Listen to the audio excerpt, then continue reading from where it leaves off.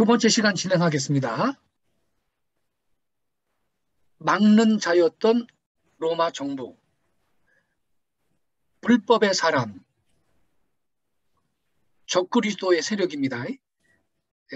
불법의 사람 교환권은 로마 정부가 멸망하기까지는 추존할 수가 없었어요. 즉 로마 정부는 사도 바울 당시에 이 로마 정부 말하는 거죠. 사도 바울이 데살로니가서를 기록할 당시에 로마 정부예요.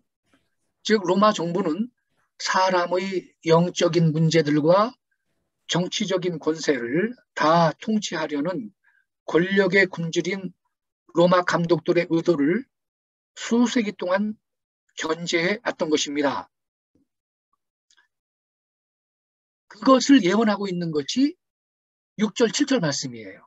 아까 우리는 데살로니가 후서 2장 3절, 4절 말씀을 깊이 고찰을 했어요. 자, 이 시간에는 2장 6절, 7절 말씀을 살펴보겠습니다. 너희는, 이 너희가 누굽니까, 여러분? 데살로니가 교회 성도들입니다.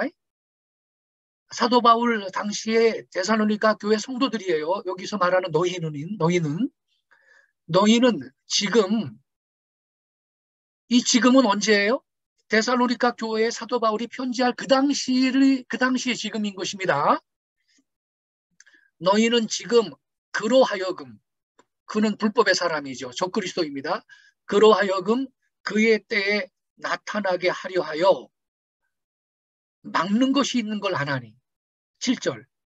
불법의 비밀이 이미 활동하였으나 지금은 그것을 막는 자가 있어. 적그리스도의 출현을 제지하는 자가 있다는 거예요. 제지하는 자가. 지금은 그것을 막는 자가 있어. 그 중에서 옮겨질 때까지 하리라. 이렇게 바울이 계속 예언을 하고 있습니다. 여기 막는 자가 뭐냐? 공부를 좀 해야 됩니다. 불법의 사람이 나타나는 것을 제지하는 그 무엇이 존재한다. 데살로니가후서 2장 6절. 너희는 지금 그로 하여금 그의 때에 나타나게 하려 하여 막는 것이 있는 것을 아나니.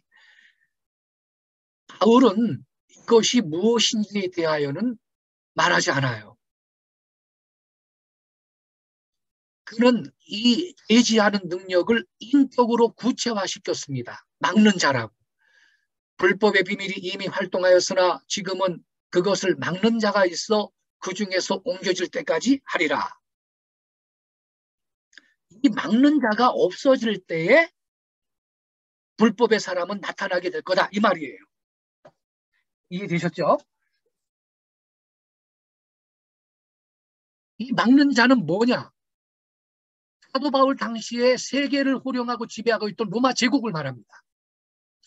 여기서 막는 자란 로마 제국을 가리키는 것인데요.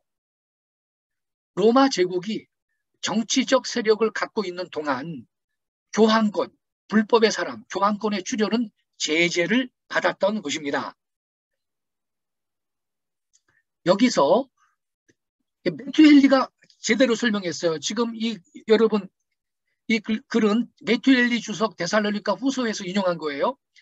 여기서 적그리스도의 출현을 제지하고 있는 세력은 로마 제국의 권력이라고 상정되는데 바울은 당시에 그것이 로마 제국의 권력임을 명백하게 말하는 것이 적절치 않다고 생각했다는 거예요. 그래서 막는 자 이렇게 표현을 했다는 거예요.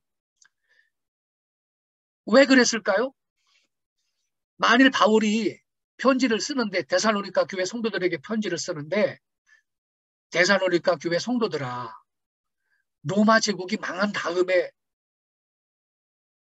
그 공백을 대체할 권력이 등장할 거야. 그 권력이 바로 불법의 사람의 권력이야. 이렇게 표기를 했다면 쉽게 표현한다면요. 로마 제국 중앙정보부에서 바울을 잡아갑니다. 너 이놈아 왜 반로마 운동하냐. 너 로마 제국이 망한다 운운했지. 이런 일이 생길 수가 있기 때문에 명백히 말하는 것이 바울은 적절치 않다고 생각했어요. 당시에 로마 제국이 세상을 지배하고 있는데, 그래서 막는 자라는 막는 자, 이러한 말로 은어적으로 표기를 한 거예요. 이 권력이 지속되는 동안 로마 주교들의 독재권 행사가 저지를 받은 것은 잘 알려져 있다. 그러나 로마 제국의 쇠퇴와 함께 그들의 권세가 기승을 부리게 되었다. 메추엘리가 정확하게 성경 예언을 이해하고 해석을 제대로 했어요. 바울 당시는 로마 제국의 시대였다. 그래서 바울은 로마 제국을 명시적으로 언급하는 것을 피하고자 은어로서 막는 자, 이렇게 말했던 겁니다. 만약에 바울이 로마 제국이 망하고 나면 불법의 사람이 출현한다라고 드러내 말했다면 그는 정치범이 될 수도 있었어요. 그래서 로마 제국의 권력을 막는 자라는 말로서 암시적으로 언급한 거예요. 혹시나 여러분 바울의 설교를 들은 사람이 사도 바울이 로마 제국이 망한다고 그랬는데요. 그 다음에 그 공백을 대체할 권력이 등장한다고 그랬습니다. 이렇게 소문내가지고 그게 쉽게 말하면 로마 제국의 CIA에 보고가 된다면 바울은 정치범으로 감옥 갈 수도 있는 거거든. 그래서 바울은 로마 제국의 권력을 막는 자, 이렇게 암시적으로 언급을 한 거예요. 히스토릭 에세이라는 책에 있는 글입니다. 제국의 힘이 800마일이나 떨어진 콘스탄티노플로 옮겨갔을 때 로마의 교황은 독립된 주권을 지니게 되었다. 이렇게 써 있어요. 그리고 벨렘몬트라는 책에도 교황권은 로마 제국이 와해되자마자 곧 형성되기 시작했다. 그리고 로마 제국이죠. 로마 제국이 몰락하자 더욱 발전하게 됐다. 이렇게 제대로 역사책에 기록돼 있어요. 그리고 이것은 밝혀진 그리스도의 정체, 여기에서 인용한 건데요. 기독교를 공인했던 로마 황제 콘스탄틴은 엄청난 인플레이션, 무거운 과세 부담, 국민의 사기 저하, 만성적인 국경 분쟁 등의 요인을 해소시키는 방안의 하나로 330년에 수도를 콘스탄티노플로 천도하였다. 이로 인하여 로마의 권력의 공백이 생겼고 그 결과 로마 주교의 세력이 크게 신장하게 되었다. 이거 보세요. 이게 역사적 사실이거든요. 보세요. 이 지도를 보세요. 장화처럼 생긴데 로마 보이죠? 거기에서 세상에 저 먼 오늘날 말이죠. 이스탄불이라는 데 있잖아요. 글로 수도를 옮겼으니 그때 무슨 뭐 고속 절차도 없고 비행기도 없고 자동차도 없고 그런데 말이죠. 당연히 수도를 콘스탄티노플로 옮겼으니 로마는 제국의 로마의 권력이 영향력이 축소되고 이 로마에 그대로 자리 잡고 있던 로마 주교의 권력이 급상승을 하게 됐던 겁니다. 이 글은요, 간추린 교회사라는 책에서 인용한 거예요. 콘스탄틴 황제는 동방에 위치한 비잔틴이라는 도시를 로마 대신 제국의 수도로 삼고 비잔틴이라는 도시를 콘스탄티노플로 바꾸었다. 오늘날 그 도시는 이스탄불이라고 불린다. 콘스탄틴 황제가 로마를 떠난 후 그곳에 그냥 남아있던 로마 교회 감독은 서방에서 가장 우월한 존재가 되었는데 이것은 곧 그에게 대단한 고난이 주어졌음을 의미하며 그 고난은 시간이 지나갈수록 점점 더 확장돼 갔다. 정리가 되시죠, 여러분? 그리고 플로 신학교의 세계적인 신학자 조지 레드 교수 알아요? 이 조지 레드 교수가 쓴 신약에서 인용한 겁니다, 여러분. 전통적인 견해에 의하면 제지시키는 원리는 로마 제국이며 제지시키는 자는 황제라고 한다. 로마 황제를 말하는 거죠. 로마 황제. 이 견해나 혹은 약간 수정시킨 견해는 바울 신학과 잘 조화된다. 바울은 로마서 13장 4절에서 통치권을 가진 자를 비록 로마가 이방 나라였을지라도 내게 선을 이루는 하나님의 사자라고 말했던 것이다. 그리고 계속 이렇게 말합니다. 하나님께서는 질서를 유지시키기 위하여 인간적 권세를 제정하셨다. 바울이 살던 당시에 하나님께서는 이러한 권세를 로마 제국과 그의 우두머리인 황제에게 부여하셨다. 바울은 법적인 통치가 붕괴되고 정치적 질서가 무너지면 더 이상 불법의 원리를 제지할 수 없을 때가 오리라고 예견한다. 정확하게 조지 레드 교수가 설명한 거예요. 그래서 로마 제국이 와해되면서 그 자리를 로마 교황권이 차지한 거예요. 그래서 중세 천년으로 가면서 유럽을 지배한 거예요. 로마 교황이. 참으로 로마 제국의 황제가 권력을 유지하던 상황이 바로 그 괴물의 활동을 억제하던 실체였다. 그러나 주 476년 로마 제국이 무너지면서 그 괴물을 억제하던 실체도 사라지게 되었다. 이하여 제국 로마를 계승하여 이 페이건 롬이라 그러죠. 페이건 롬, 이교 로마, 페이건 롬, 제국 로마를 계승하여 하나님께만 속하는 주권들을 참칭하며 왕과 군주와 나라와 백성을 다스리는 교권 로마, 페이건 롬, 로마 교황권이 출현한 것입니다. 그가 바울이 예견한 불법의 사람이에요. 그러니까 여러분 아까 공부했듯이 성경이 말하는 종말론적 적그리스도의 정체는 무신론자이거나 한 사람의 개인적 인물이 아니에요. 이 밑에 두 줄이 중요해요. 성경의 적그리스도는 기독교 내부에서 등장하는 사람인데 같은 직위를 가진 계승되는 여러 사람이에요. 교황이니까. 근데 이 세대주의 종말론이 문제예요.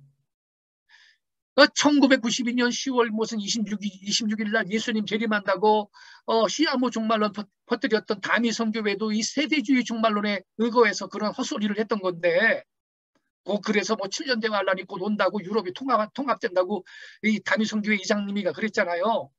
근데 세대주의자들은요 막는 자를 교회가 휴거될 때 세상에서 철수할 성령을 가리킨다. 이렇게 해석을 하는 거예요. 여러분 속지 마세요. 안 그래요. 그러나 바울이 성령을 언급하고자 했다면 그처럼 모호하게 말하지 않고 분명하게 밝혔을 겁니다. 왜 모호하게 말합니까? 막는 자라고? 아까 그랬죠. 막는 자라고 은어로 표현했던 것은 이게 로마 제국이기 때문에 바울은 드러내서 말하기를 원하지 않았던 거거든. 그래서 막는 자라고 은어로 표현한 거예요. 성령이라면 왜 그걸 막는 자라고 은어로 표현합니까? 드러내서 말하지. 밑에서 세 번째 줄 보세요. 뿐만 아니라 예수님이 재림하실 때 성령이 세상에서 떠나실 것이라는 구절은 신약 성경 어디에도 없습니다. 오지레드 교수가 쓴 신약신학이라는 책, 제가 총신대학 신학대학원에 다닐 때 우리 하영찬 박사님하고 동문으로서 같이 열심히 공부했는데 아마 그때 거예요. 그때 이 신약 책이 그 부교재로 우리 그 총신 학생들이 꼭 읽어야 했던 책이에요. 거기에서 인용한 겁니다. 그들은 교회가 휴거될 때 그들이라는 건 세대주의 종말론자들을 말합니다. 그들은 교회가 휴거될 때 성령님도 세상에서 떠나시게 될 것이라고 생각한다. 그러나 이 견해를 뒷받침할 만한 자료는 부족하기만 하다. 오순절에 강림하신 성령이 재림 시에 세상을 떠나리라는 사실을 암시하는 구절은 없다. 아멘입니다. 옳습니다. 이 조지레드 교수가 바르게 가르친 겁니다. 적그리스도는 로마 제국이 붕괴되면 드러날 것이었고요. 그리스도의 오심에 의해서 멸망합니다. 그게 데살로니가후서 2장 8절에 기록이 되어 있어요. 그렇기에 논리적으로 적그리스도는 단지 한 사람이 아니라 계승하여 이어지는 여러 사람이 되지 않을 수가 없는 거예요. 그리스도는 세계적인 배교를 시작한 자이며 그것의 현저한 머리입니다. 그러므로 한 번의 짧은 기간에 한 사람의 활동이 아니라 뭐 후 3년만 그런 데 속지 마세요. 수세기에 걸친 여러 사람들의 활동이에요. 따라서 적그리스도는 단지 한 사람이 아니라 계승하여 이어지는 여러 사람이 되지 않을 수가 없는 거예요. 그가 누굽니까? 앞에서 첫 시간에 공부했듯이 그는 교회의 머리와 그리스도의 대리자를 사칭하는 로마 교황이에요. 성경 예언이 지적하는 성경의 적그리스도는요. 여러분 더 이상 딴 데서 헤매지 마세요. 바티칸에 있는 로마 교황입니다. 그러면 7년 대환란설이 어떻게 생겼느냐 이걸 공부해야 돼요. 지금 이 세대주의 종말론에서 7년 대환란설을 만들어내가지고 적그리스도는 한 사람의 개인적인 인물이고 무신론자고 뭐 통합 유럽 대통령이고 그 사람이 세계 총통이 될 거고 그래서 후 3년 반 동안 세계를 통치한다. 이거 아닙니까? 이 세대주의 종말론의 핵심 교리가. 이 7년 대환란설이 어떻게 생겼느냐 공부 좀 합시다. 천주교 예수의 사제 리베라가 창출한 이론이에요. 그래서 여기 소 제목을 보세요. 예수의 사제 리베라가 창출한 7년 대환란설. 적그리스도는 한 사람의 개인적 인물이며 무신론자로서 재림 직전에 등장하여 3년 반 동안 재건된 유대인 성전에서 세계를 통치할 것이라는 이 세대주의 종말론에 그릇된 사상은 언제 누구로부터 기원한 것이냐? 그것은 16세기 예수의 사제 리베라가 창출한 거예요. 이 사람이에요, 여러분. 이 사람. 프란치스코 리베라인데 스페인 출신의 예수의 사제 리베라는요. 1580년에요. 500페이지나 되는 요한계시록 주석책을 출판해서 계시록의 적그리스도가 교황권이라는 사실을 극구 부인했습니다. 왜? 그때 루터, 지빙글리, 허스 모든 16세기 개혁자들이 영안이 열려가지고 교황이 자기가 하나님이라 그러고 성도들을 화형시켜주고 그러니까 성경의 적그리스도가 교황이라는 걸 알아차려요. 그래서 폭로했어요. 성경의 적그리스도가 교황이라고. 그러니까 교황이 리베라한테 명령을 내린 거예요. 이걸 회피할 수 있는 방안을 만들어내. 그래서 이 리베라가 계시록 주석책을 출판을 했는데 거기에서 7년 대환란설을 끄집어낸 거예요. 그리고 교황은 7년 대환란 재림 전에 7년 대환란이 있는데 후고 3년 동안 세계를 통치할 개인적인 인물이고 무신론자다. 이걸 떠들어댄 거예요. 이게 지금 19세기의 세대주의 종말론이 개신교 세대주의 종말론이 흡수해가지고 세상에 퍼뜨려 놓은 거거든. 이걸 이 시간에 자세히 좀 우리 공부해야 돼요. 그런 계시록의 첫 부분은 요한 당시에 해당되는 예언이지만 나머지는 이거 봐요. 재림 직전으로 돌려버리잖아.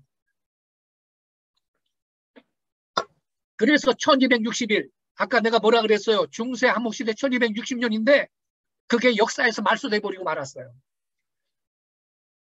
적그리스도의 그 활동 시간이 말소되고 말았어요. 나머지는 재림 직전에 나타나가지고 성도를 핍박하고 하나님을 모독할 무신론적인 인물인 적그리스도가 나타나서 활동하는 3년 반 동안 이루어질 일이라고 설명했어요. 이 리베라가. 이 기간 동안 그는 하나님처럼 행세하고 세상을 다스리며 어디에? 예루살렘의 성전이 재건될 것이다 주장했어요. 보세요. 그래서 제3성전 뭐 가지고 세대주의 종말론이 지금 떠드는 게 다 이 리베라가 원조예요. 여러분 여기에 속고 있는 거거든. 예루살렘의 성전이 재건될 것이라고 주장했어요. 여러분 제가 한번 말씀드리는데 유대인이 설령 제3성전이라는 거를 예루살렘에 건축을 했다 치더라도 하나님이 거기 지성소에 들어가 계시겠느냐고. 그건 성전이 아니에요. 하나님은 그걸 성전으로 안 여기셔요. 여러분 절대 착각하면 안 돼요. 더 이상 그건 성전이 아니에요. 그래서 이거 보세요. 노란 글씨. 이것이 바로 오늘날 7년 대환란과 비밀 휴고서를 핵심으로 하는 세대주의자들의 미래주의 해석의 기원인 거예요. 리베라는 이와 같은 미래주의 예언 해석 원리를 제시함으로써 하나님을 모독하며 수많은 성도들을 학살하는 진짜 적그리스도인 로마 교황을 적그리스도가 아니라고 은폐시켰던 것입니다. 아시겠습니까, 여러분? 이 책이에요. 리베라가 쓴 요한계시록 그 책이에요. 1585년에 출간된 리베라의 미래주의 주석책 표지입니다. 리베라는 적그리스도는 성도들을 박해하고 하나님을 모독할 한 사람의 개인적 인물이 될 거라고 제안을 했습니다. 이 책에서.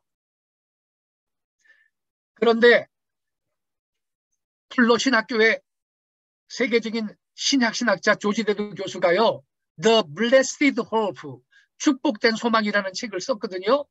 이게 한글로도 번역돼서 출간이 됐는데요. 이분이 제대로 지적을 했어요.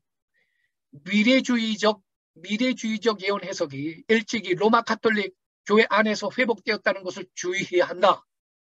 비교적 현대에 교부의 미래주의적 해석에 회귀한 최초의 학자가 스페인 예수회의 리베라라는 사람이었다고 말한다면 아마도 많은 현대 미래주의자들에게 충격적인 사실이 될 것이다. 현대 미래주의자들은 누구예요? 세대주의 종말론을 가리키는 자들이에요. 7년 대환란 가리키는 자들을. 근데 이 사람들이 얼마나 공부를 들였냐면요. 자기들이 7년 대환란 말하면서도 그게 원조가 천주교 리베라라는 것도 몰라. 10명 중에 7, 8명은 그것도 모르면서 떠들고 있는 거예요. 그런데 이걸 가르쳐 줄 때 비로소 어머나 그랬나? 비로소 약간 충격을 받아요. 아마도 많은 미래주의자들에게 충격적인 사실이 될 것이다. 그리고 계속 이 조지 데드 교수가 계속 이렇게 말합니다. 1580년 리베라는 교황을 적그리스도와 동일시하는 신교도 사이에 퍼져 있는 견해에 대한 아까 그랬죠. 마틴 루터를 위시해서 찌빙길리 요한 후스고 당시의 모든 개혁자들이 영안이 열려서 교황이 성경의 적그리스도라고 폭로했거든. 그래서 이 교황을 적그리스도와 동일시하는 신교도 사이에 퍼져 있는 견해에 대한 반대 해석, 카운터 인터프리테이션, 이 반대 해석으로서 요한계시록 주석을 발행했어요. 리베라는 이거 봐요. 처음 장들을 제외하고는 요한계시록의 모두를 교회 역사에 보다는 마지막 때 적용시켰다. 이거 보세요. 얼마나 강교한 일입니까, 여러분? 그래서 교황이 적그리스도라는 사실을 은폐시킨 거예요. 그런데 세상에 이러한 종말론이 19세기에 그 영국의 존 다비라는 목사가 있거든요. 이 사람이 개신교회 갖고 들어와가지고 개신교 기독교 안에다가 퍼뜨린 거예요. 전 세계에. 오늘날 여러분 이 7년 대환란 이거 가리키고 뭐 유럽 통합 이런 거 가리키고 이 제3성전 건축된다. 적그리스도가 거기 들어가서 세계 지배한다. 후 3년만 동안 이 세대주의 종말론 가리키는 이 목회자들 정신 차려야 돼요. 그들은요. 성경이 예언한 진짜 적그리스도의 정체가 탄로나는 것을 막아주는 일을 하고 있는 겁니다. 하나님 앞에 가서 그거 반드시 책망받을 겁니다. 성경의 적그리스도는 수수께끼의 인물이 아니에요. 하나님은요 자기 백성들과 수수께끼 놀이를 즐기는 분이 아닙니다. 우리가요 적그리스도가 누구인지 명확히 알 수 있도록 하나님은 성경에 계시했어요. 다니엘서 7장에는 더 정확해요. The little horn, 작은 뿔로 정확하게 예언했어요. 근데 이러한 종말론이 그 세대주의 종말론을 통해 가지고 지금 온 기독교인들을 속이고 있고 그래서 수많은 성도들이 존재하지도 않을 적그리스도를 지금 상상하고 있는 거예요. 7년 대환란이 있는데 후 3년만 동안 세계를 통치할 그 존재하지도 않을 적그리스도를 상상하고 있다니까요. 비극이죠. 그런 인물은 존재하지 않습니다. 7년 대환란 자체도 없고요. 그것도 이 원조가 가톨릭이거든요. 나중에 기회가 있으면 공부할 거고요.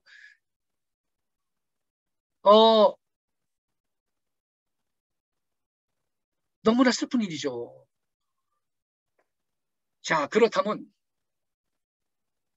한 가지 중요한 것을 공부를 하고 다음 단원으로 가야 되겠는데 로마 교황의 축복과 교주라는 제목을 봐주시기 바랍니다. 말라기 2장 2절에 하나님 말씀하시기를 내가 너희의 복을 저주하리라 이런 말이 있어요. 이것은 로마 교황한테 그대로 이루어지는 거예요. 그러니까 로마 교황님한테 축복 기도를 받으면 안 돼요. 왜냐하면 그 복을 저주한다고 하나님 말씀하시는 거예요. 자, 그러면 과연 그런지 확인해 봅시다. 이 부제가 있죠? 로마 교황의 축복의 효력, 빨간 글씨. 그게 부제입니다. 한번 확인해 봅시다.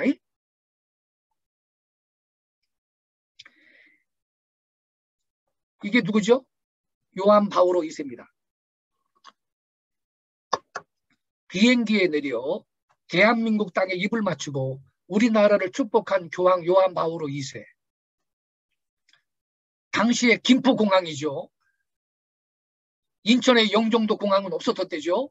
김포공항에 내리자마자 땅에 입을 맞추는 모습을 연출을 했어요.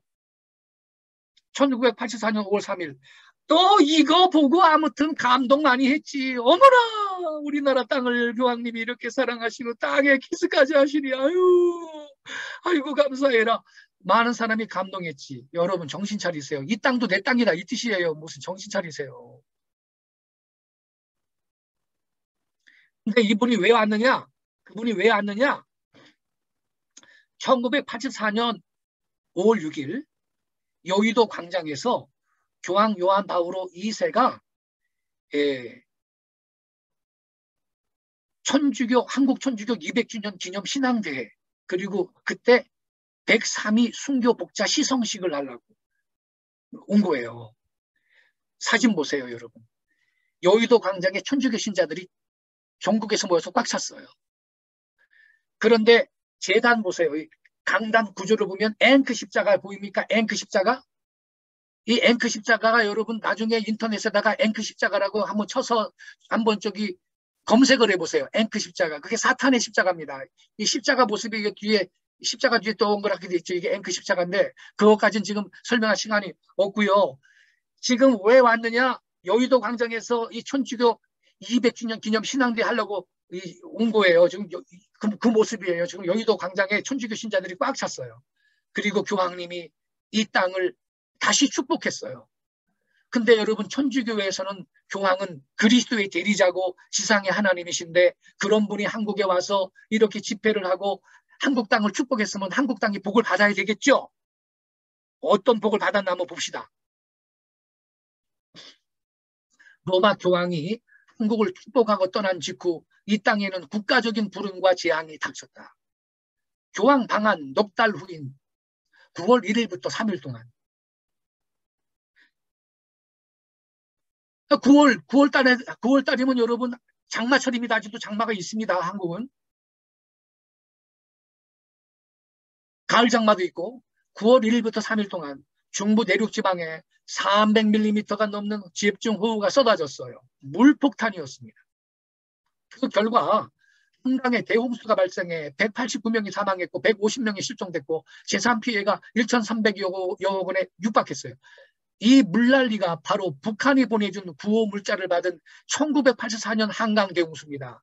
그때 우리 캐나다 형제님들, 자매님들, 그때 우리 혹시 서울에 살다가 이 수재 겪은 분이 계신가요? 제 친구들 가운데도 있는데 그때 얼마나 큰 재난을 당했으면요. 북한에서 수재 물자를 다 보내줬다니까. 전두환 대통령 때인데요. 1984년 한강 대홍수는요. 세상에 1925년에 일제시대인데 일제시대 울충년 대홍수 이후에 60년 만에 우리가 경험한 가장 큰 수해였어요.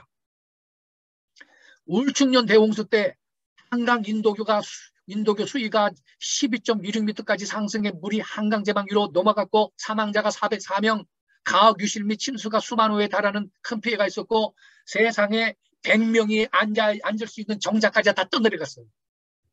당시에 조선 총독부 1년 예산의 58% 대단하잖아요. 조선 총독부 1년 예산의 58%에 해당하는 1억 300만 원의 피해를 냈거든 그때. 근데 1984년 한강 대홍수는 울춘년 대홍수에 버금가는 재앙이었습니다. 그 피해 규모가 얼마나 큰지 북한의 김일성이가 우리 남한 동포를 불쌍히 여기사 수재 물자를 보내줄 정도였다니까 여러분. 제 친구 목사님 중에 그때 수재 당해가지고 북한이 보내준 수재 물자 쌀 받아 먹은 분이 있어요. 근데 쌀의 품질이 너무 나빠가지고 밥은 못해 먹고 떡해 먹었다 그러더라고요.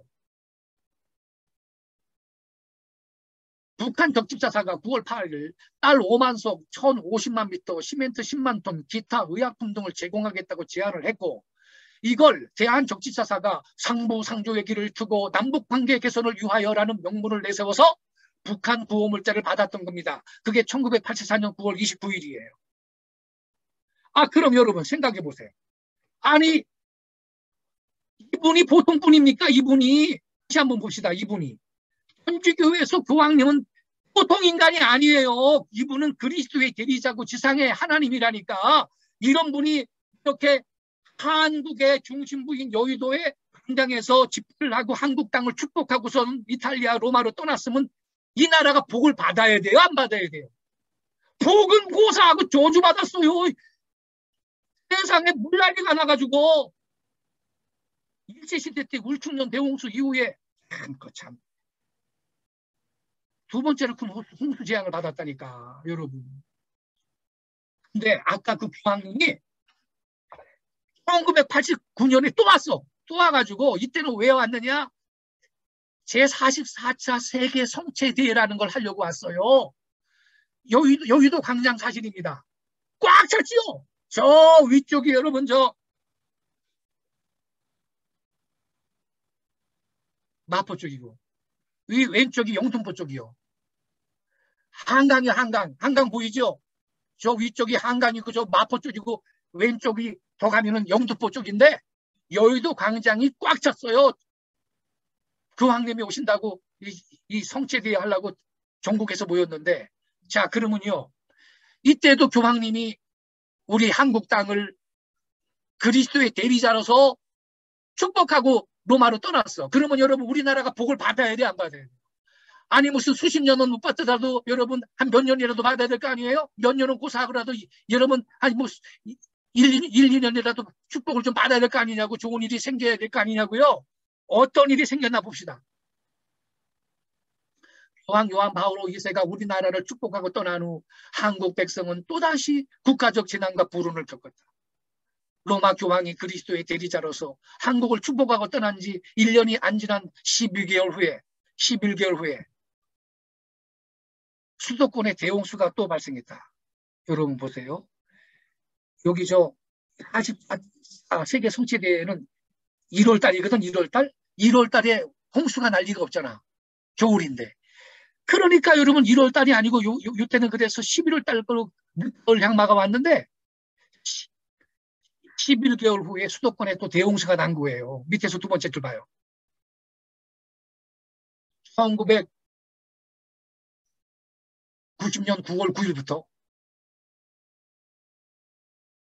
9월 9일부터 12일까지 한강 전역 중부지방에 많은 비가 집중적으로 내렸어요.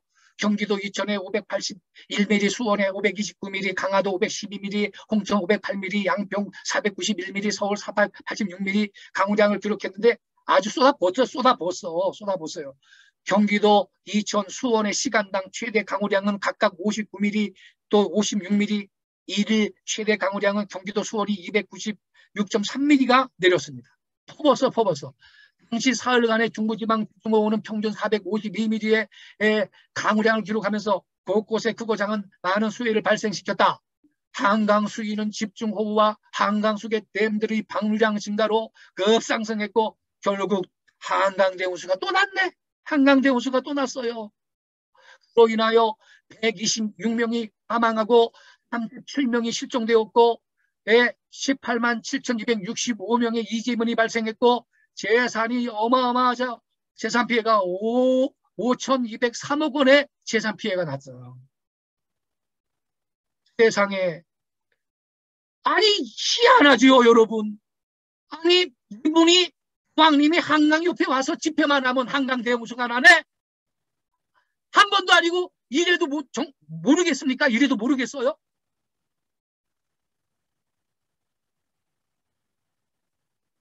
이래도 모르면 영적인 소경이지. 그런데요. 교황님이 세 번째로 한국을 오셨어. 프란치스 교황이 2014년 로마 교황이 25년 만에 다시 한국을 찾아왔어요.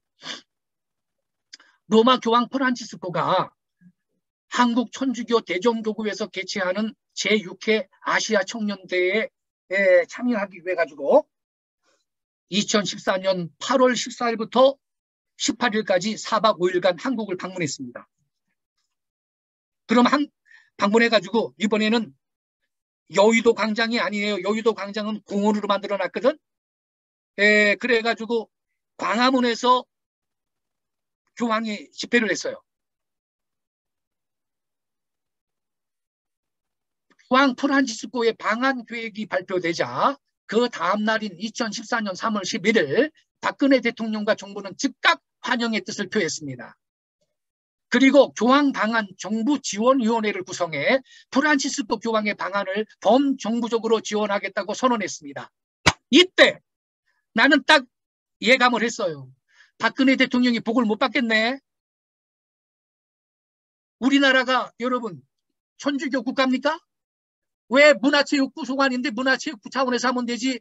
뭐 범정부 차원에서 위원회를 구성해서 교황의 행사를 범정부적으로 지원을 합니까? 한국이 천주교 국가입니까? 문화체육부 소관인데 거기서 하면 되지. 제가 그때요. 그리고 교황을 초청한 사람도 박근혜였거든. 그런데 이렇게 뉴스가 나왔을 때 저는요 벌써 가슴이 덜컹했고요. 아, 박근혜 대통령이 복을 못 받겠네. 내가 예언을 했어요. 예언을 했다고. 나중에 박근혜 대통령이 어떻게 됐죠, 여러분?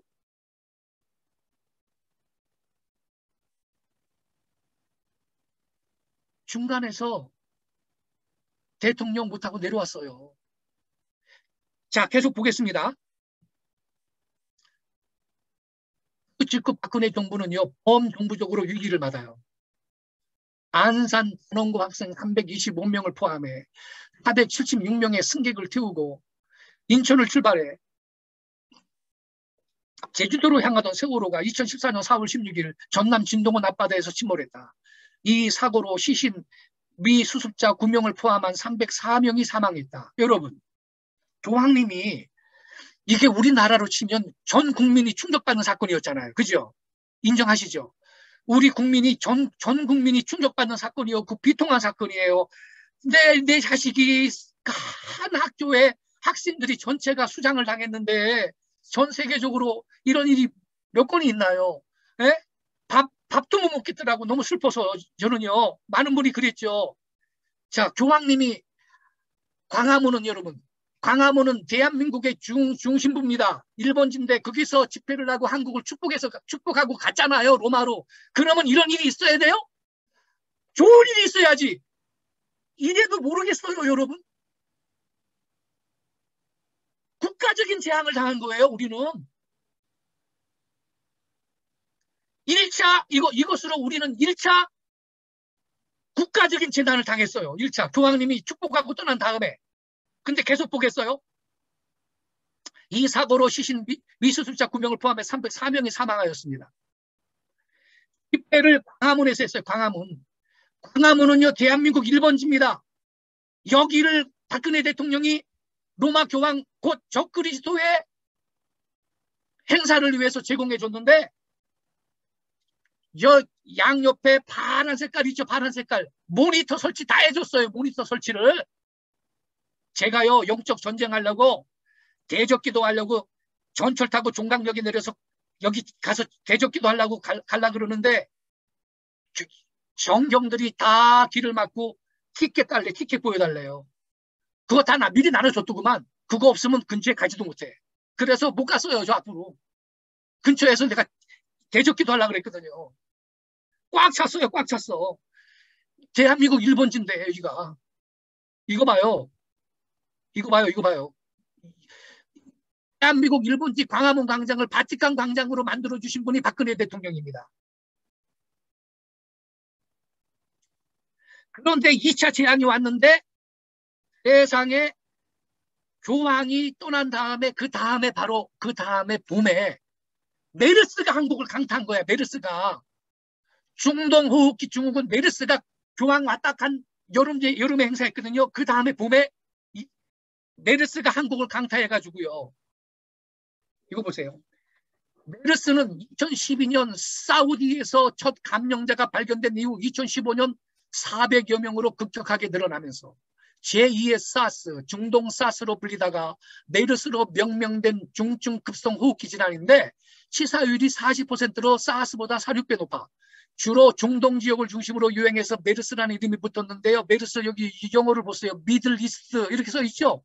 중동에서 그런데 세상에 왜 한국에서 난리야. 일본도 메르스가 없고 대만도 중국도 메르스가 없고 필리핀도 메르스가 없는데 한국만 메르스가 난리를 쳐가지고요. 코리아는 중동이 아닌 나라 가운데 메르스가 가장 많이 퍼진 나라로 등극했어요. 메르스 발병국 세계 제2위의 불명예를 획득했어요. 이때 넘버원은 사우디 1019명 발병 435명 사망. 이 대한민국 186명 발병 37명 사망. 저는요 이게 좀 숫자를 줄였을 가능성이 있다고 봐요. 이게 나라 창피하니까 실제는 더 많이 죽었을 가능성이 있다고 나는 보고 있는 거예요 지금. 네. 세 번째 아랍에미레이트 연합이 76명 발병해서 7명 사망, 요르단은 11명 발병해서 6명 사망, 카타르는 13명 발병해서 5명 사망. 세상에 사우디 다음에 2위요. 그로 인해서 SNS 상에서는 메르스가 아니라 코르스로 코리아를 불러. 미들리스트가 아니고 그래서 코리아를 넣어서 코르스로 불러라. 이런 조롱거리의 기사가 돌아다녔어요. 교황님이 이 나라를 축복하고 간 다음에 우리나라가 이러한 저주를 받은 거예요. 여러분 이게 호흡기 전염병이니까 1년 내내 해외 관광객 안 왔어요. 문화 사업하는 분들 망했어요. 무슨 극장도 안 되고 공연장도 안 되고 축구장 야구장도 거기 가면 호흡기를 통해서 전염된다니까 안 가는 거예요. 그래서 자살한 사람 많습니다. 빚내가지고서는 가게 열었는데 안 돼가지고 자살한 사람도 많고 재산 피해가 엄청났습니다. 관광 수입 다 떨어지고. 세상에 교황님이 여러분 생각 좀 해봐요. 교황님은 일반 보통 사람이 아니라니까. 여러분 천주교에서 교황님은 그리스도의 대리자예요. 세상의 하나님이라고요. 그런 분이 대한민국 일본지에 와가지고 저렇게 전 천주교인들이 모인 가운데서 집회하고 이 나라를 축복하고 떠났으면 이 나라가 수십 년은 아니더라도 한 몇 년이라도 복을 받아야지. 그런데 세상에 세월호 침몰해가지고서는 전 국민이 쇼크를 받고 말이죠. 나라가 말이죠. 민심이 흉흉하고 말이죠. 그 다음에 보면은 말이죠. 메르스가 와가지고 말이죠. 1년 내내 고생을 하고 말이죠. 관광 수입도 다 떨어지고 말이죠. 이런 저주를 받았는데 저는요. 그래서 저는 성경을 알잖아요. 프란치스코 교황이 한국을 방문한다고 뉴스에 나오더라고요. 그 박근혜 대통령이 초청했다고. 그때 저는 큰일 났네. 교황이 이 나라에 와서 광화문에서 저 행사를 하고 떠나면 우리나라는 국가적인 고통과 재난을 겪을 거야. 내가 예언했어요. 내가 예언했습니다. 여러 곳에서 집회하면서. 근데 저는 그게 세월호나 메르스가 올 거라는 건 몰랐고 아무튼 국가적인 재난이 올 거라고 과거에도 교황님이 왔다 간 다음에 이 나라는 재난을 당했다고 국가적인 재난을 당했지 않냐고 내가 그렇게 가르쳤고 설교했어요. 세상에 그대로 됐습니까? 안 됐습니까? 여러분. 그대로 됐어요. 이래도 정신을 못 차리면 되겠습니까? 여러분. 그러면 눈뜬 소경이지.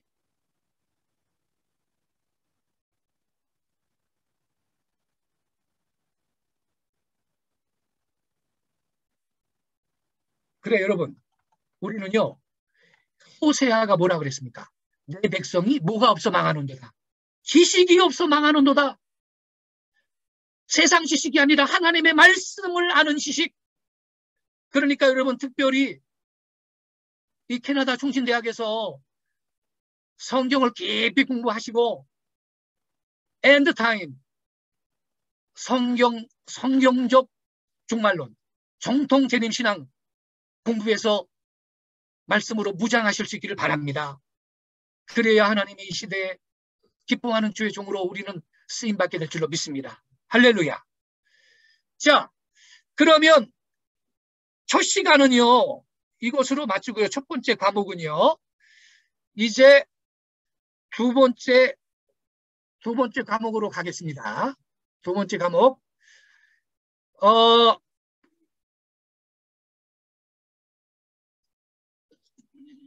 두 번째 과목으로 바로 가도 괜찮겠지요? 네. 네. 어, 지금 오늘 이 시간에 공부한 불법의 사람, 하나님의 손전에 앉아있는 불법의 사람이 요한계시록 17장의 음료하고 이게 짝이 되는 내용인데, 나중에 기회가 되면 한 번 더 공부를 하고요. 이제 이것은, 내리고, 어,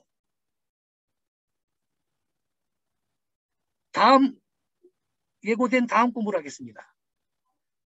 보이시나요? 다니엘 2장 보이죠? 안 보입니다. 안 보여요? 예. 죄송합니다. 왜 이러지 또. 가만히. 예. 그러면 만일 안 되면 제가 또 나갔다 잠깐 들어올게요. 예.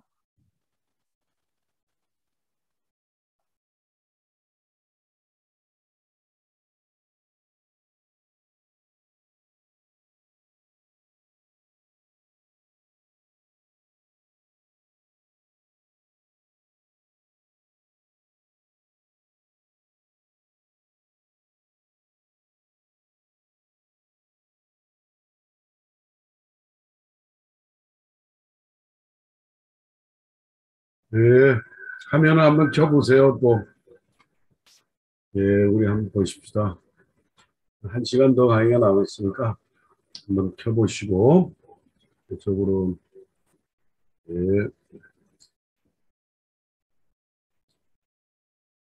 나가셨다 들어오신 거예요?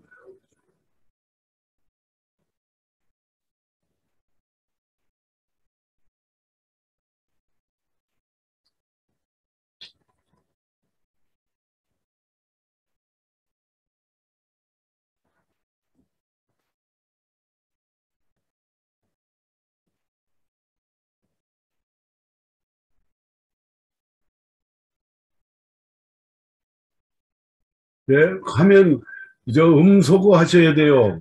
유 교수님.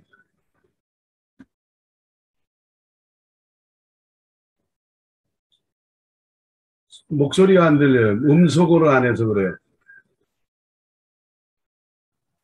네, 됐습니다. PPT가 보이나요? 네, 안 보여요. 예. 잠깐만 기다려주세요. 네.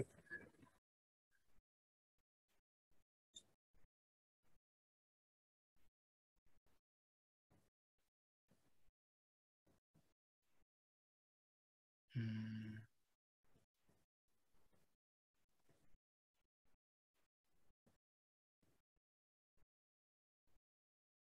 하여튼 그 강의를 아주 눈이 동그랗게 해가지고 열심히 들으니까 너무 좋네요.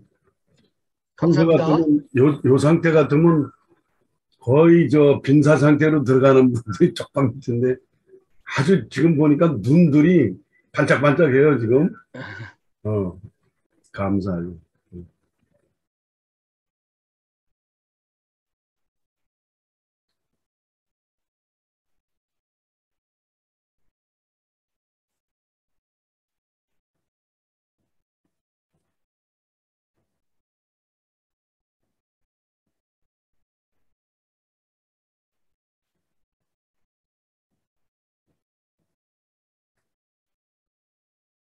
오늘은 로마 캐도그릭은 죽는 날이네, 그냥 완전히.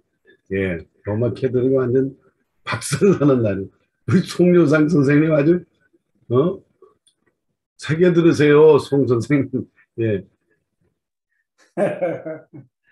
상처받지 마시고, 새겨 드시라고.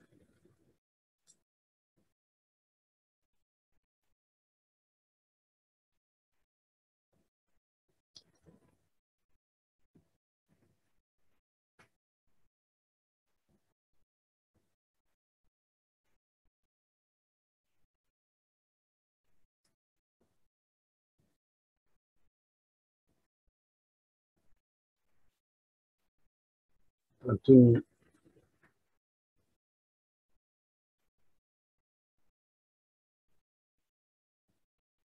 대단하게 이렇게 확신을 이 복음의 능력, 그 다음에 성령의 능력 플러스는 큰 확신으로 서게 되니까 그건 한 분야에서 계속해서 그 종말의 메시지를 준비하다 보니까 그 목소리부터 모든 그 말씀이 그 확실히 있잖아요. 예, 그래서 좋습니다. 아주 좋고. 일단 다 새겨 들으시면서 나름대로 본인이 또 연구하시면 되죠. 어? 예, 거기에 대해서 그거를 기초로 해서 또 연구하시고 더 보충하시면 더, 예, 더 귀한 마지막 시대의 메시지가 나올 것 같아요.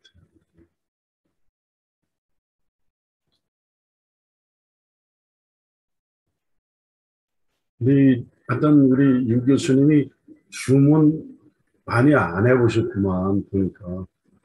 응? 나갔다 들어왔다, 나갔다 들어왔다, 지금. 응? 잠깐만 기다려 주세요.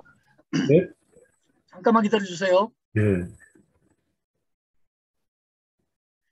이게 공유하기가 안 보여서 화면 공유를 보시면 돼요, 그 밑에. 화면 공유라는 거 글자가 자체가 안 보여서 제가 이렇게 지금 제 어, 소리는 들리나요? 잘 들려요. 예. 채팅이라는 데 바로 옆에 있죠, 화면 공유가.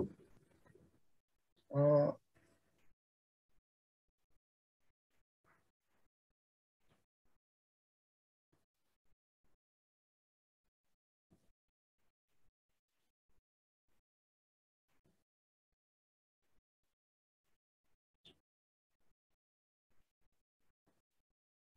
아까 나갔다 들어오니까 그 생겼죠. 네, 한 번만 더 나갔다 올게요. 예, 바로 나갔다 오세요. 그게 좋아요. 네, 완벽, 그동안 저 예, 총장님 좀 얘기 좀 하고 계세요. 예, 잠깐 예. 나갔다 오겠습니다. 제가 이게 적당히 또 말씀을 나누겠습니다. 네, 네. 네, 예. 자, 우리 사진 한번 찍을게요. 다 화면 좀 치세요. 이쪽에, 예. 자, 하면, 하여튼 순종이 제사보다 낫고, 순종이 축복입니다. 예. 행함이 없는 믿음은 죽은 믿음이라. 거기서 행동하는 믿음, 행함은 순종이죠. 예. 한번 봅시다. 예. 어떻게 금방 들어오셨어? 완전히 나갔다 오시지. 예. 잠깐요. 할렐루야. 네, 네. 예. 배성희 목사님이 제일 예쁜 것 같아. 오늘 아주 할렐루야. 반짝반짝합니다. 예. 그 다음에 이쪽에 어디. 자, 다들. 응? 그렇다고 장명의 권사님 웃지도 않고 그렇게 쌩하고 계셔. 어? 아이고, 아이고, 주여. 예. 할렐루야. 이렇게 웃으시면서. 예, 저기, 우리 고한순 권사님 들어오셨네. 예, 됐습니다. 할렐루야. 네. 자, 됐죠? 예, 제가 이렇게 추천해 드릴게요. 크게, 이제 화면 크게 하시면 돼요. 됐죠? 예, 됐습니다. 예. 네. 아유, 죄송합니다. 제가 이걸 중단기는 많이 안 해가지고, 네. 자, 원래 이게 두 번째 시간, 제목인데요. 첫 번째 시간을, 두 번째 시간에서 좀 가져갔습니다. 두 번째 시간의 제목은요, 다니엘 2장에 예언된 세계 역사의 개요. 부제가 있습니다. 성경은 유럽 통합을 예언하고 있는가?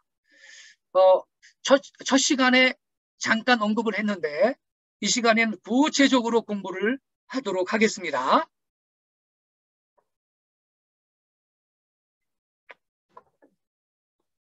다니엘서 2장에서 우리는 세상 역사를 한눈에 볼 수 있습니다. 고대 바벨론으로부터 메데 바사와 헬라를 거쳐 로마에 이르기까지, 그리고 더 나아가서 마침내 임하게 될 하나님의 나라에 이르기까지 지구의 역사가 파노라마처럼 펼쳐진다 말입니다. 주전 6세기에 활동했던 다니엘이 수백 년 후에 있을 그리스도의 출현과 수천 년 후에 있을 세상 역사의 마지막 장면들을 예언해 놓았다는 것은 우리에게 성경의 신빙성과 하나님의 능력을 새삼 깨닫게 해줍니다. 우리는 다니엘서 2장의 예언을 통해 세상 역사만을 봐서는 안 돼요. 여기서 우리는 하나님의 능력을 보아야 한다라는 겁니다. 미래를 내다보시는 하나님의 능력을 확인해야 한다는 겁니다. 이 다니엘서 2장에 세계 역사의 개요가 예언으로 기록되어 있으니까요. 하나님은 이렇게 말씀하신다. 나는 하나님이라. 나 외에 다른 이가 없느니라. 나는 하나님이라. 나 같은 이가 없느니라. 내가 종말을 처음부터 구하며 아직 이루지 아니한 일을 예적부터 보이고 이르기를 나의 모략이 설 것이니 내가 나의 모든 기뻐하는 것을 이루리라 하였노라. 미래를 예언하는 능력은요, 하나님께만 있다 이겁니다. 모든 역사를 중안하실 뿐 아니라 나의 삶에 오늘도 역사하고 계신 하나님께 이 시간을 통해 헌신을 새롭게 할 수 있는 은혜의 시간이 되기를 바랍니다. 다니엘서 2장은 바빌론의 왕 느부갓네살의 꿈에 관한 기록입니다. 이 꿈은 다니엘 당시인 주전 6세기부터 예수 그리스도의 재림으로 하나님의 왕국이 건설될 때까지의 세계 역사의 개요가 예언으로 계시된 것입니다. 먼저 성경을 본문을 읽겠습니다. 1절. 느부갓네살이 다스린 지 2년이 되는 해에 느부갓네살이 꿈을 꾸고 그로 말미암아 마음이 번민하여 잠을 이루지 못한지라. 음소거를 안 하신 분들은요, 저랑 교독을 했으면 좋겠습니다. 여러분이 2절, 그 다음에 제가 3절 이렇게 읽을게요. 2절 읽어주세요. 왕이 그의 꿈을 자기에게 알려주도록 박수와 순국과 전쟁이와 갈대아 술사를 부르라 말하매 그들이 들어가서 왕이 앞에 선지라. 왕이 그들에게 이르되 내가 꿈을 꾸고 그 꿈을 알고자 하여 마음이 번민하도다 하니 갈대아 술사들이 아람말로 왕에게 말하되 왕이여 만승무강하옵소서. 왕께서 그 꿈을 종들에게 이르시면 우리가 해석하여 드리겠나이다 하는지라. 왕이 갈대아인들에게 대답하여 이르되 내가 명령을 내렸나니 너희가 만일 꿈과 그 해석을 내게 알게 하지 아니하면 너희 몸을 쪼갤 것이며 너희의 집을 거름더미로 만들 것이요. 너희가 만일 꿈과 그 해석을 보이면 너희가 선물과 상과 큰 영광을 내게서 얻으리라.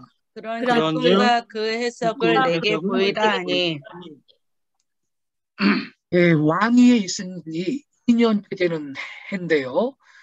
바벨론 왕 느부갓네살이 인상적인 꿈을 하나 꾼 겁니다. 그런데 술사들, 박사들을 호출을 해가지고 꿈을 해몽을 하라 말이에요. 그러니까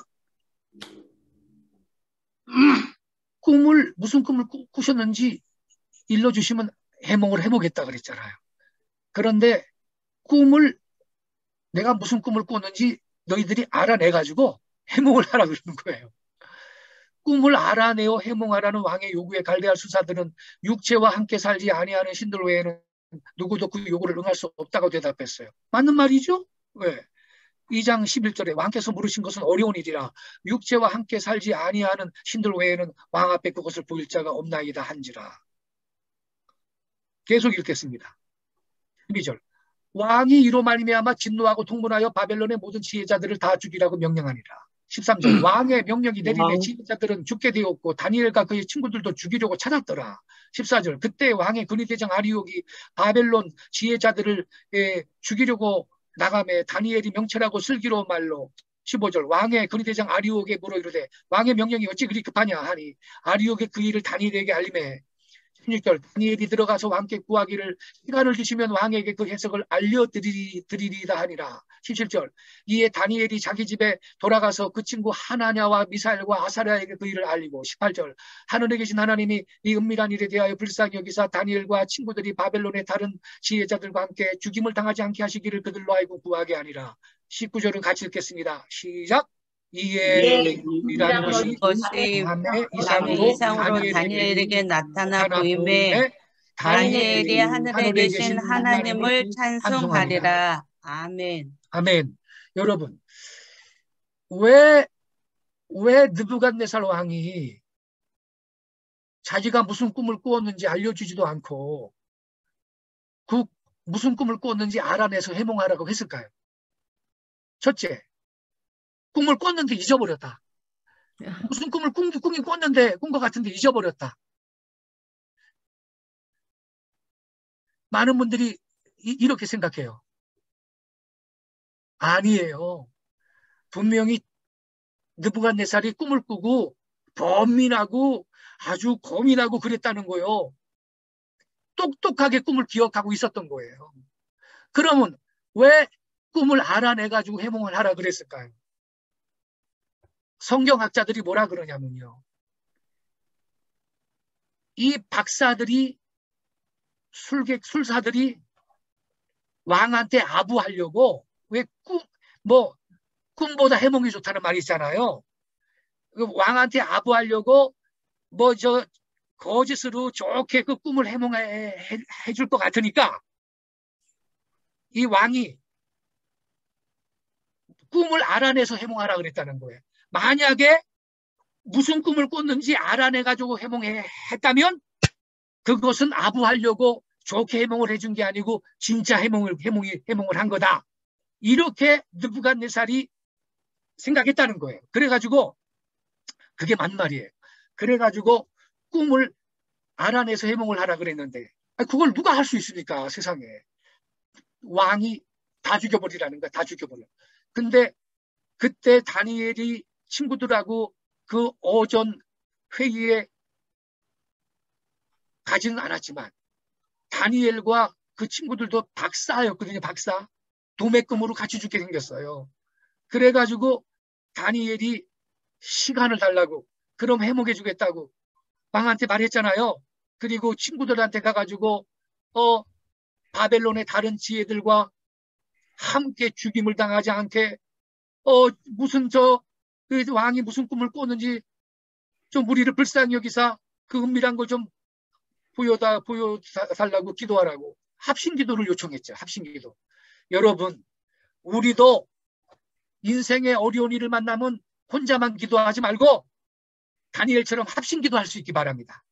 예수님이 약속하셨죠. 두 사람이 합심하여 내 이름으로 기도하면 그들을 위해 이루어 주시겠다고. 합심기도는 능력 있는 기도인 걸 믿으시기 바랍니다. 그래가지고 합심기도를 했는데 세상에 하나님이 느부갓네살이 꾼 그 똑같은 꿈을 다니엘한테 보여주신 거예요. 밤중에. 밤의 이상으로 그랬죠. 밤의 이상으로. 그래가지고 다니엘이 하늘에 계신 하나님을 찬송한 거예요. 그래서 다니엘이 왕 앞에 갑니다. 꿈과 해석을 가지고 왕 앞에 선 다니엘은 꿈 내용을 말하기에 앞서 왕이 침상에서 꿈을 꾸기 전에 장래일, 즉 미래의 역사에 대해서 골똘히 생각하다가 잠이 들었기 때문에 하나님께서 꿈을 통하여 장래일을 왕에게 알게 하였다고 전제를 했습니다. 29절 30절 같이 읽겠습니다. 시작.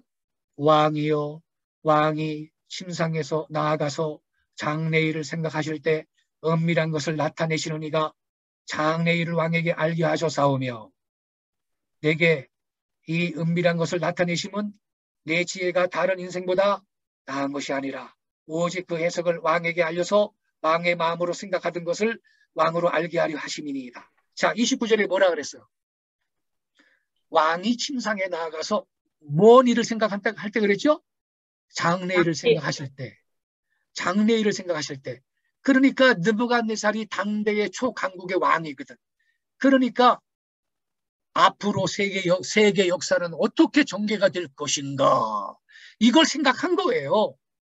바로 그거를 하나님께서 왕한테 꿈을 통해 알게 해주셨다는 거예요. 그러면서 이제 다니엘이 해몽을 해줘야 되는데 해몽해주기 전에 다니엘이 30절에 뭐라 그래요? 내게 이 은밀한 것을 나타내심은 내 지혜가 다른 인생보다 나은 것이 아니라 오직 그 해석을 왕에게 알려서 왕의 마음으로 생각하던 것을 장래일이죠. 장래일. 앞으로 세계 역사는 어떻게 전개될 것인가. 그 왕의 마음으로 생각하던 그걸 왕으로 알게 하려 하심이니이다 그랬는데 저는 이 30절이 은혜가 돼요. 내게 이 은밀한 것을 나타내심은 내 지혜가 다른 인생보다 뛰어나기 때문이다 그랬어요? 아니요. 아니죠. 우리 성도들은요.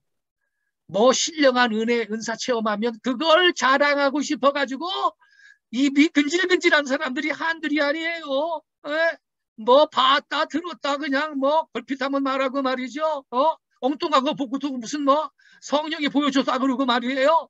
어떻게 해서든지 자기 받은 은사 자랑하고 싶어가지고 그냥 과장하고 말이죠. 그렇게 난리인데 그러면 안 됩니다. 다니엘은요.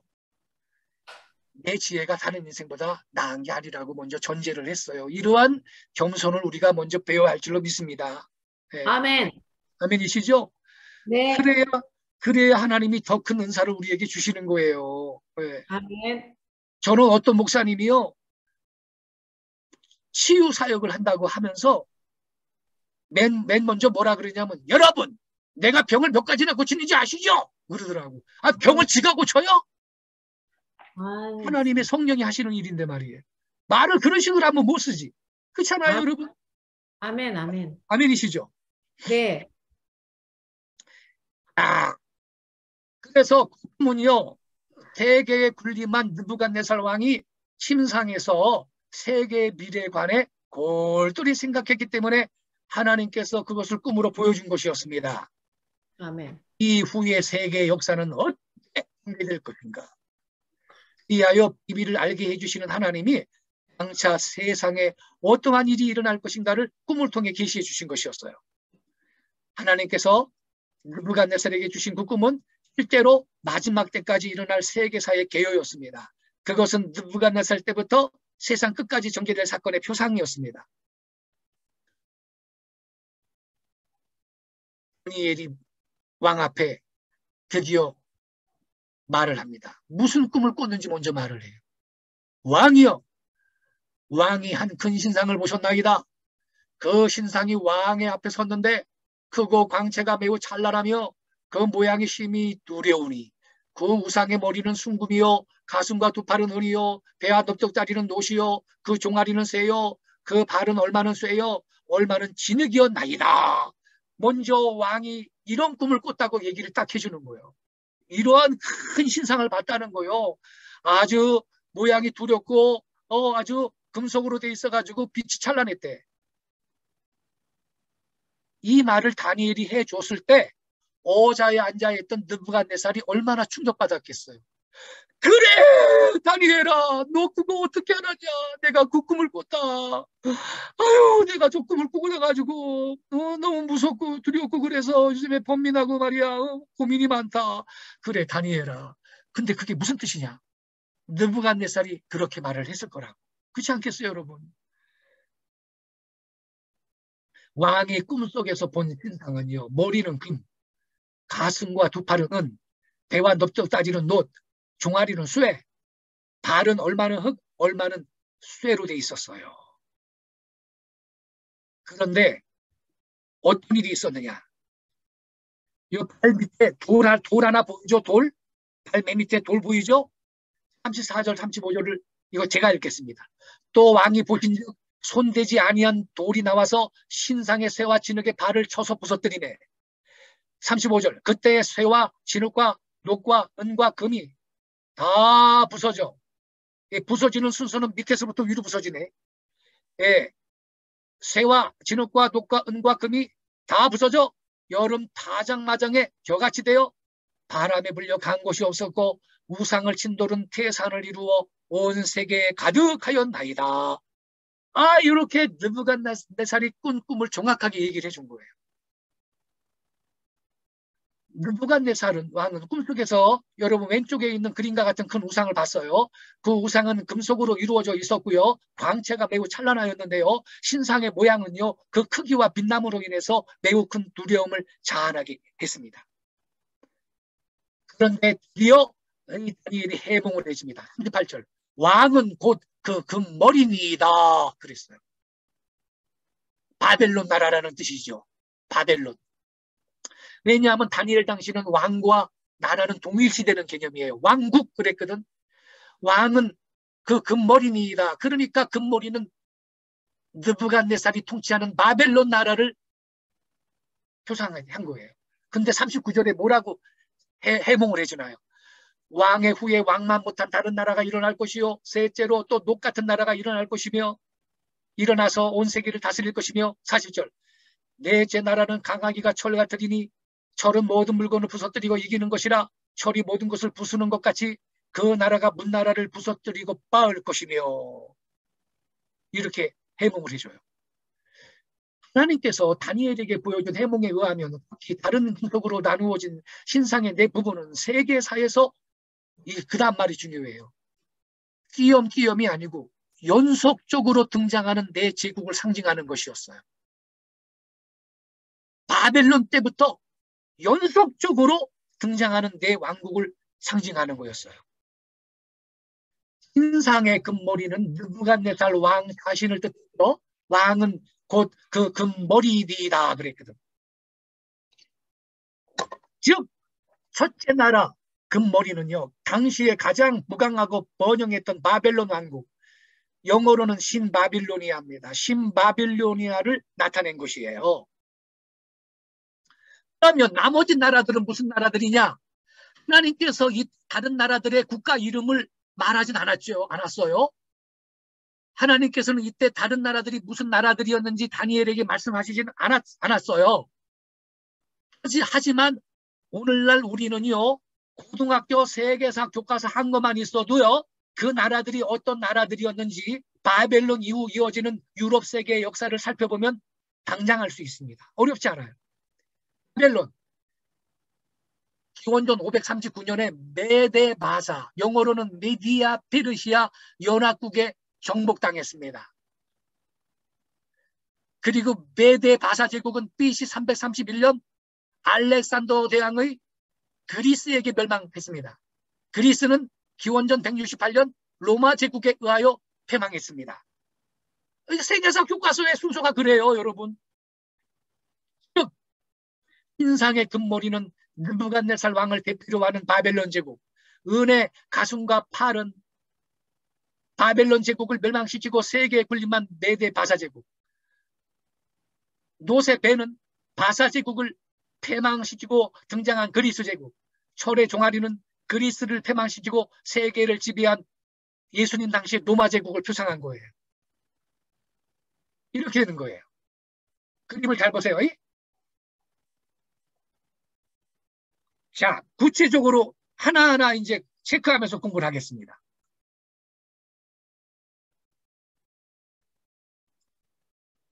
다니엘에서 2장 37절 38절에 다니엘이 이렇게 말합니다. 왕이여, 왕은 여러 왕들 중에 왕이시라. 하늘의 하나님이 나라와 권세와 능력과 영광을 왕에게 주셨고 사람들과 들짐승과 공중의 새들 어느 곳에 있는 걸 막론하고 그것들을 왕의 손에 넘기사 다 다스리게 하셨으니 왕은 곧 그 머리니이다. 이게 다니엘서 2장 37절 38절이에요. 바벨론 나라의 금머리. 기원전 605년부터 539년까지 당대의 세상을 호령했어요. 서쪽은 지중해를 접하고 있네요. 오른쪽 보세요, 여러분. 이라크 쪽까지 접해 있네요. 빨간 지도를, 빨간 영토를 보세요. 바벨론 나라. 그런데 다니엘서 2장 39절에 가슴과 두 팔은 은이요 그랬죠. 가슴과 은은 두 팔이요 그랬는데 39절에 뭐라고 다니엘이 해석해 줬죠. 이거를 왕을 뒤이어 왕보다 못한 다른 나라가 일어날 거라 그랬죠. 요거는 어떤 나라냐? 메데 바사 제국입니다. 이 두 팔로 가슴과 두 팔로 된 은으로 된 가슴과 두 팔이에요. 그래서 메데 바사 제국이니까 맨 처음에 메데 나라 메디아하고 페르시아하고 연합국으로 출발했어요. 그래서 두 팔이야. 그래서 두 팔로 표상이 된 거예요. 얼마나 정확해. 그래서 두 팔이에요, 여러분. 이게 메데 바사 제국인데 은 가슴. 영토가 더 넓어졌죠. 지도를 보세요. 북아프리카까지 갔네. 영토가 여러분. 인도까지 거의 적정 늘어났네. BC 539년부터 331년까지 세상을 호령하다가 이 메데 바사 제국은 알렉산더 대왕의 그리스한테 망해요. 보세요 이제. 다니엘서 2장 39절. 그와 다리는 노시요 이렇게 말했는데 다니엘이 39절에서는 이 노를 어떻게 해석했어요? 셋째로 또 녹 같은 나라가 일어나서 온 세계를 다스릴 것이며 그랬거든요. 그 나라는 그리스였어요. 그리스. 노새 배와 넓적다리. 영토가 더 넓어졌죠, 여러분. 빨간 지도 보세요. 훨씬 넓어졌죠. 이 그리스는 기원전 331년부터 168년까지 세상을 당대 세상을 호령했는데 로마한테 망합니다. 로마한테. 168년에. 자, 다니엘서 2장 40절. 다니엘서 2장 33절에서는 뭐라 그랬어요? 그 종아리는 쇠요 그랬는데 다니엘서 2장 40절에서 뭐라고 해석했어요? 넷째 나라는 강하기가 쇠가 들이니 쇠는 모든 물건을 부서뜨리고 이기는 것이라. 쇠가 모든 것을 부수는 것 같이 그 나라가 문나라를 부서뜨리고 찌을 것이며. 그 나라가 넷째 나라예요. 넷째 나라. 그 나라가 문나라를 넷째 나라. 쇠같이 강한 나라래. 철의 제국이에요. 이 철의 제국은 로마 제국을 말합니다. 기원전 168년부터 기원 후 476년까지 당대의 세상을 호령했던 로마 제국을 말하는 것입니다. 로마, 철의 다리로 창이 됐습니다. 영토가 더 광범위하게 넓어졌습니다.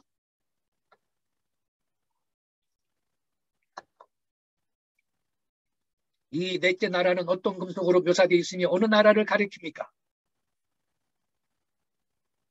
넷째 나라는 대로 상징된 로마 제국을 가리킵니다. 역사에서 헬라, 그리스죠. 그리스 제국 다음에 오는 세계적인 세력은 로마 제국입니다. 우리는 중고등학교 다닐 때 세계사 공부했거든요. 인문계 고등학교. 거기에 다 순서가 이렇게 돼 있어요. 뭐 복잡하지도 않아요. 성경은 근데 미리 예언하고 있는 거예요. 성경은. 놀랍죠, 여러분.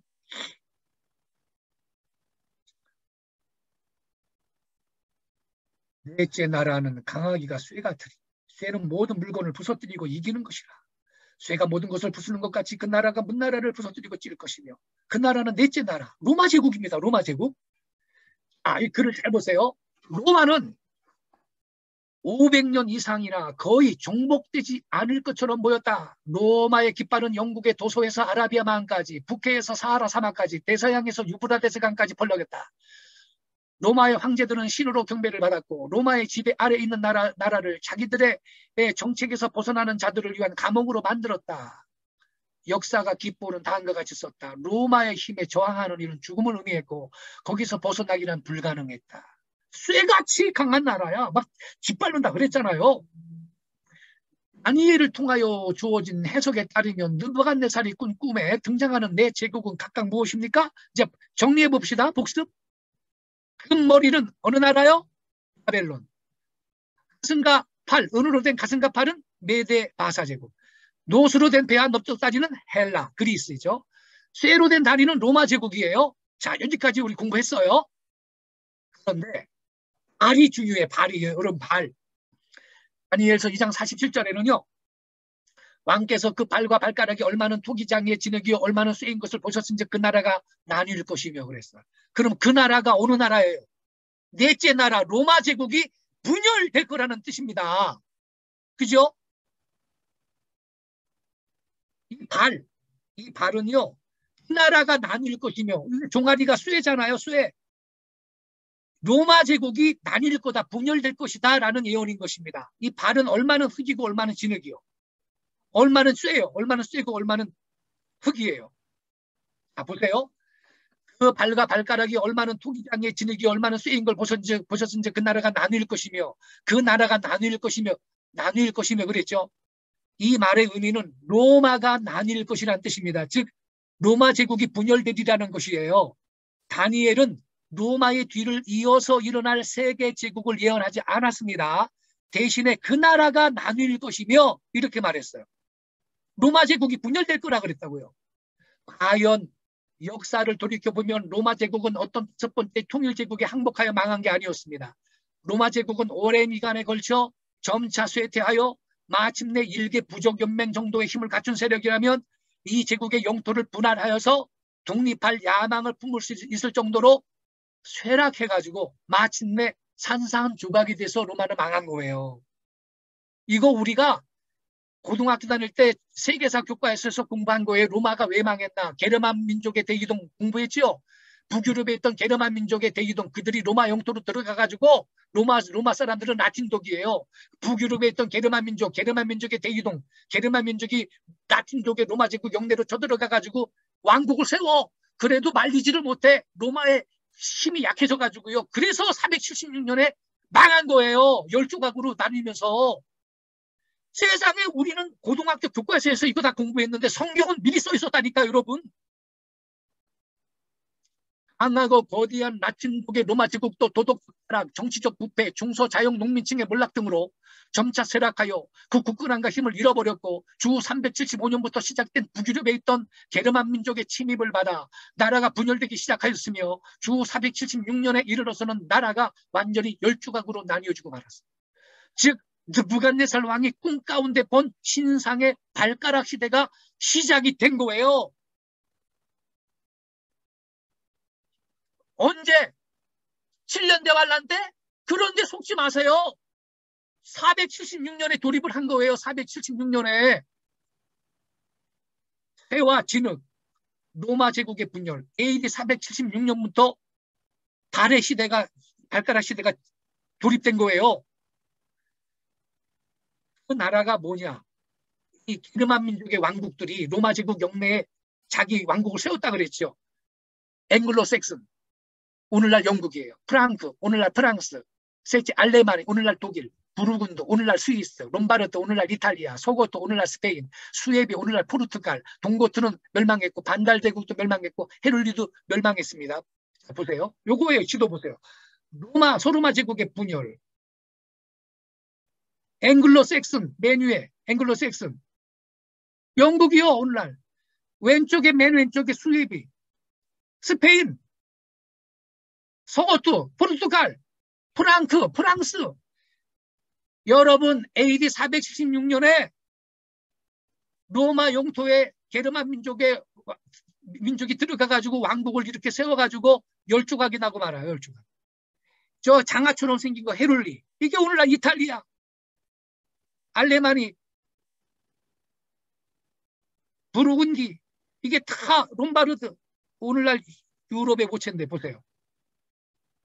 로마 제국 영내로 침입하여 로마 영토 각지의 왕국을 세우고 마침내 로마를 10조각으로 나뉘게 한 그 게르만족들이 오늘날 유럽 국가들의 모체입니다. 현대 유럽 국가들은 게르만족의 침입으로 오랜 기간에 걸쳐 진행된 로마 제국의 해체 과정의 결과물이에요. 자,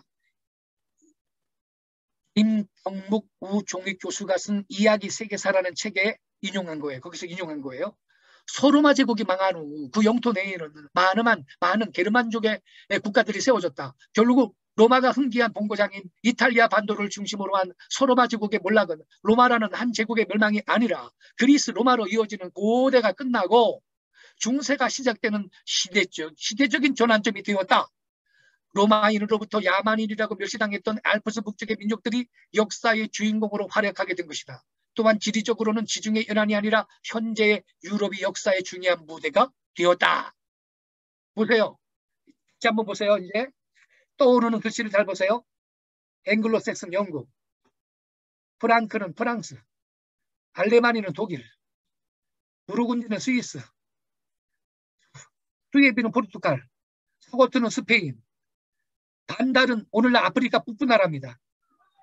헤룰리는 이탈리아입니다. 이탈리아. 인공위성에서 본 유럽의 밤. 이것도 인공위성에서 본 유럽의 밤인데 무슨 공룡 대가리 같죠? 왼쪽에 공룡 대가리 같고 무슨 짐승처럼 생겼죠? 그래서 유럽이 여러분 적그리스도의 본고지가 유럽의 로마인 겁니다. 여러분. 짐승처럼 생겼잖아. 근데 요한계시록 13장에는 적그리스도를 더 미스트, 짐승이라고 표현했거든요.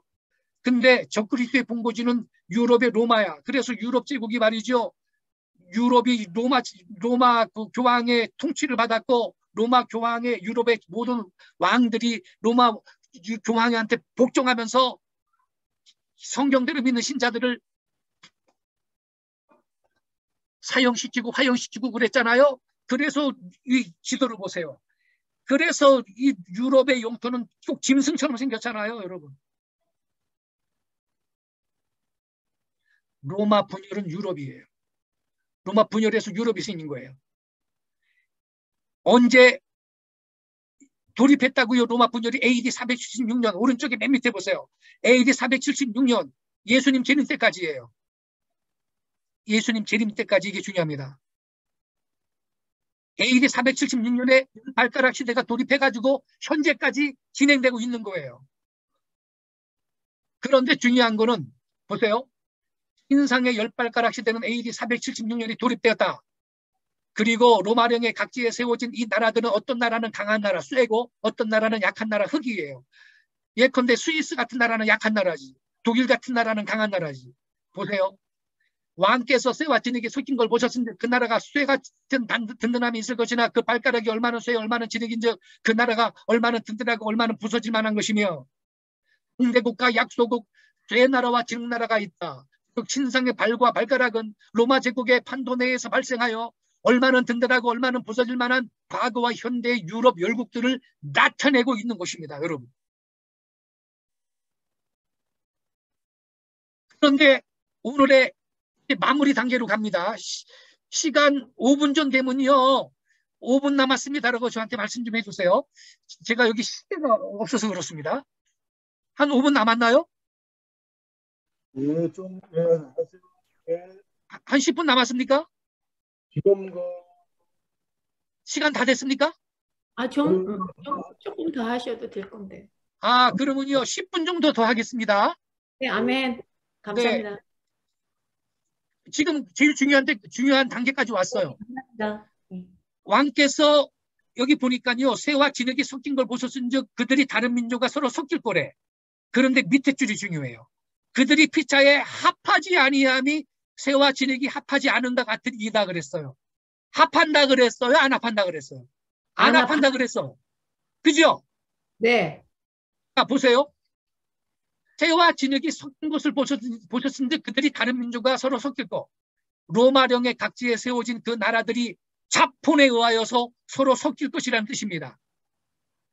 그런데 2장 43절에는요. 피차에 합하지 아니함이 새와 진흙이 합하지 않은다 같으리이다 그랬거든. 이게 무슨 뜻이에요? 우리 다 같이 읽겠습니다. 이거는 세 줄 중요해요. 너무나 많은 사람들이 거짓 종말론에 속고 있기 때문에 다 같이 읽겠습니다. 시작. 로마 제국 대신에 들어선 여러 나라들이 어떤 당일의 통치 제국으로 통합되지 못할 것이라는 것입니다. 믿으시기 바랍니다. 로마 제국 붕괴 이후에 생겨난 유럽 열국들은 하나의 머리 아래서 영구히 연합될 수 없다는 예언이에요. 여러분, 성경은 유럽이 통합된다라고 예언하고 있는 게 아니고 유럽은 통합이 안 된다 이렇게 예언하고 있는 거예요. 그러니까 어떤 목사든지 성경 종말론 세미나나 강의하다가 유럽이 통합될 거라고, 단일 유럽 대통령이 선출될 거라고, 그 사람이 적그리스도라고, 그 사람이 세계 총통이 될 인물이라고 이렇게 가르치면 그 사람은 거짓말을 하고 있는 겁니다. 유럽이 통합이 안 되는데 어떻게 단일 유럽 대통령이 생겨요? 그러한 존재는요, 예수님 재림 때까지 없어요. 여러분 속지 마세요. 신상의 발과 발가락은 로마 제국의 판도 내에서 발생해 얼마나 강하고 얼마나 약한 과거와 현대의 유럽 국가들을 표상하고 있는 것이에요. 그런데 이 나라들이 정치적으로 통일을 하지 못할 것이라고 예언하고 있는 거예요. 유럽은 절대로 단일 국가로 통합되지 못한다. 바로 이것이 성경의 예언입니다. 역사가 증명하는 성경의 예언. 하나님의 말씀에 유럽은 통치적으로 결코 통일을 하지 못할 것이라고 예언되어 있음에도 불구하고 유럽을 통합하여 고대의 통일세계 로마 제국 이걸 재현하려는 여러 시도들이 과거에 있었어요. 그러나 그 어느 하나도 성공하지 못했습니다. 흔한 예로서 다니엘은 말하기를 그들이 다른 민족과 서로 섞일 것, 폰으로 섞일 것이라고 했죠. 실제로 유럽의 왕실들은 정략 결혼의 수단에 의하여 유럽의 영속적인 평화를 보장하려는 노력을 여러 해에 걸쳐서 의도적으로 했었습니다. 그 결과 제1차 세계대전 발발 당시 유럽의 거의 모든 왕실들은 인척관계가 되어 있었어요. 독일 공주가 영국 왕자랑 결혼하고 프랑스 공주가 스페인 왕자하고 결혼하고 이런 식이요. 그래서 1차 대전 당시에 유럽 거의 모든 왕실들은 인척관계였는데도 1차 세계대전이 일어났다고요. 여러분. 이 이상 더 어떻게 그들이 피차에 합하지 아니하리라는 이 예언의 진실을 증명할 수가 있습니까, 여러분? 야망에 불타는 여러 통치자들이 유럽의 통일을 위해서 많은 노력을 기울였었습니다. 아래 열거한 인물들은 유럽의 통일을 시도한 사람들인데 물론 그들의 계획은 다 실패했어요.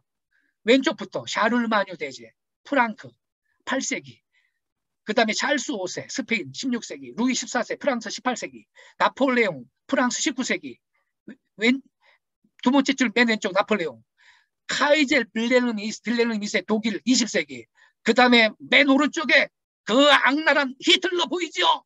히틀러. 이놈들도 다 유럽을 통일하겠다 그랬는데 실패했다고. 아직도 수백만의 세계인들은 독일을 만인위해라는 나치의 목표를 외쳐대던 히틀러의 찢는 듯한 음성을 기억할 것이다. 그러나 이때에도 유럽 여러 나라들은 그들이 피차에 합하지 못할 것이라는 5마디의 진실만을 입증시켰을 뿐입니다. 그래서요, 여러분, 지금 우리가 지금 성경 공부하고 여러분 예언을 공부하잖아요. 그래서 유럽이 통일되지 못할 것이라고 성경이 예언했다는 거 우리 알잖아요. 근데 이 2차 세계대전 당시에 히틀러의 나치 군대의 군합발이 영국만 놔두고 유럽 전체를 짓밟고 있을 때 저와 여러분처럼 성경 예언을 바로 공부한 사람들은요, 뭐라고 기도하고 있었는지 알아요? 히틀러야, 너는 헛수고하고 있다. 너는 유럽을 통합을 못한다. 너는 망할 거야. 그러고 있었어요. 성경은 아니까. 할렐루야! 네. 네. 그래서 말씀을 아는 게 중요한 거예요. 네. 다니엘서 2장은 로마 제국이 소멸되었다가 뭐 말세에 무슨 재생 로마 제국 그런 말 들어봤죠? 그런 거 예언한 적이 없습니다. 그러한 견해는 타당한 근거도 없이 외부에서 유입된 억소리인 것입니다, 여러분. 다니엘서 2장은 로마 제국의 부활에 대해 가르치지 않습니다. 다니엘서 2장이 로마 제국의 부활을 가르치고 있다고 주장하는 사람들은 다른 사상을 본문에 삽입시켜 해석하는 인위적인 잘못을 범하는 것입니다, 여러분. 그 예언은 어떻게 끝나나요? 결국에는 어떤 나라가 세워지죠? 이 여러 왕들의 시대에. 그러니까 유럽이 통합이 안 됩니까? 여러 왕들의 시대죠. 유럽이 통합되고 세계가 한 사람의 세계 독재자가 지배하는 시대면 한 왕의 시대라고 해야 되는데 성경은 여러 왕들의 시대에 하늘의 하나님이 한 나라를 세운다고 써 있는데도 우리가 사이비 종말론에 더 이상 속으면 안 되겠습니다. 유럽은 통합이 안 되니까 여러 왕들의 시대지. 이 여러 왕들의 시대에 하늘의 하나님이 한 나라를 세우시리니 이것은 영원히 망하지도 아니할 것이요. 그 국권이 다른 백성에게로 돌아가지도 아니할 것이요.